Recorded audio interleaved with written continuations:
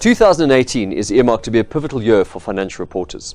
With standards on financial instruments and revenue recognition coming out, followed closely by insurance and leases, are financial reporters ready? Well, joining me today is Darrel Scott, a member of the International Accounting Standards Board, to discuss these. Darrel, thanks for joining us. Pleasure. Hi. Now, Darrel, as I mentioned, 2018 is going to be a pivotal year for financial reporters. But when we speak to people, many people believe that this is business as usual. In other words, they think this is something that the auditors can deal with at year end. What would your message be to these preparers? Bruce, I think it's fair to say that for at least some companies that may be the case, depending on the nature of their business and what they're doing. But I think for many companies out there, IFRS 9, IFRS 15, both will have a significant impact on the way they do things. And you need to know about it before the time. You can't make those changes at the last minute. There's all types of data that you need to have. There's decisions you need to make about the way you actually process your products, the way you work with your products on balance sheet, the way you work and finalize contracts with clients. So as much as I think that there may be some who can get away with that, I think you need to know that. You need to have done the work early. Now, I realize that some might be coming to this quite late, but I think they should be starting now, just so that they're aware of which of those two camps they belong in. And so that if they need to do something, they still give themselves at least a little bit of time to do it. Now, Darrel, you mentioned that there's a need to be ready for these standards. Many preparers have accepted that these standards are far-reaching and have started or are completing their implementation projects. But now there are still those out there who believe that, for example, IFRS 9 is just a banking standard, and given that they've only got simple debtors and very few financial instruments, that this doesn't really apply to them. Now, do you think that they're correct in leaving this to year end? It's interesting. I think that conversation actually works both ways, because you're right in saying that there are a lot of companies who see 9 as a banking standard and therefore have not looked at financial instruments, have not looked at the accounting. But the reality is financial instruments are across the board. You get them in every type of product. Accounts receivable is a financial instrument. Many companies will have that. Accounts payable is a financial instrument. So just thinking about whether this impacts you is important, and there is no free escape. There's no safe harbor here. Everybody has the potential to have financial instruments on their balance sheet. I would bring in a second element here, because very often banks are inclined to think that IFRS 15 doesn't apply to them. But banks have revenue, and so they also need to think about it. But I think the issue is far more prevalent for the smaller guys who've assumed that IFRS 9 is not a big issue. They need to be at least aware of what the implications are going to be, so that they can plan for it and make sure they've got the data they need to process it. You mentioned the need to collect relevant data. Now, if a company is watching this and has done nothing to date on these standards, what's the first thing they should do when they finish watching this video? Panic? I think the starting point here is clearly they need to get as much information as they can about the activities they have on their balance sheet, the activities and types of contracts they have with their customers.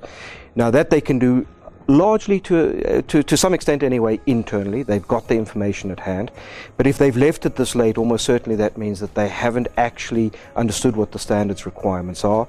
They haven't necessarily gone through the process of understanding what the impact is likely to be.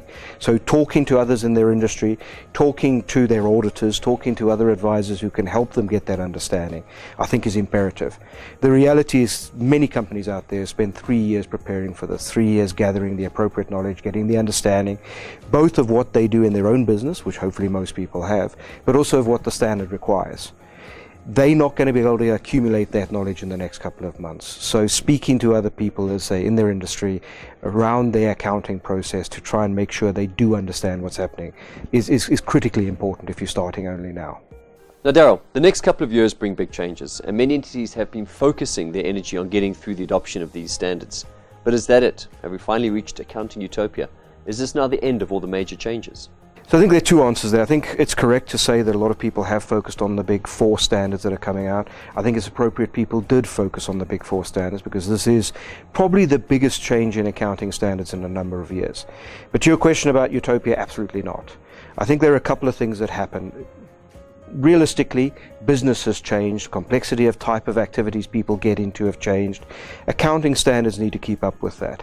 The IASB over the last number of years has identified a whole plethora of projects that we need to do that we've put on hold specifically with a view to finishing these big 4.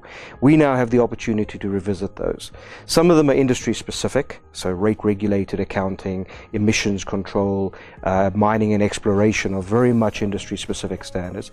But there's a number of other work we'll be doing that is far more general in nature. goodwill accounting and IFRS 3, pensions accounting potentially, and accounting for liabilities that are going to come on stream. The good news around this, we're in for a period of stability. The IASB is starting a number of projects now at the fairly early days, and we'll work through the process over the next number of years. That means the change is not imminent. But I think what's important for preparers, once they've got the big 4 standards under their belt, is now to see how they can engage with the IASB to make sure that we can sort of help make sure that the answers we come up with for these other standards work in practice. And I think that engagement, even in a period of stability, is going to be very important from a preparer perspective. Now we're starting to see more amendments and small changes being issued. Do you think this is the outlook in the medium term? I mean, more smaller changes as opposed to larger standards? I think that's also fair to say. So the IASB takes the responsibility of getting standards out very seriously. We want to make the standards right at the first instance, so they need to be correct when they go out. But the reality is that over time you discover issues around implementation, new contracts that you hadn't necessarily thought about, perhaps even unintended consequences that come through as people apply the standards.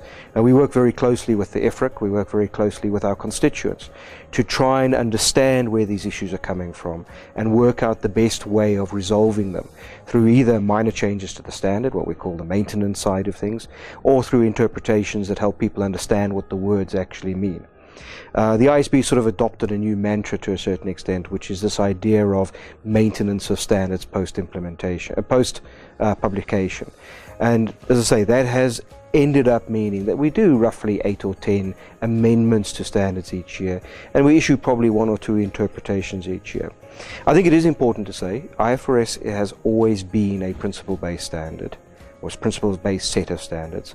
It has never been our intention to write rules and to be so specific that you simply tick the box. You have to think.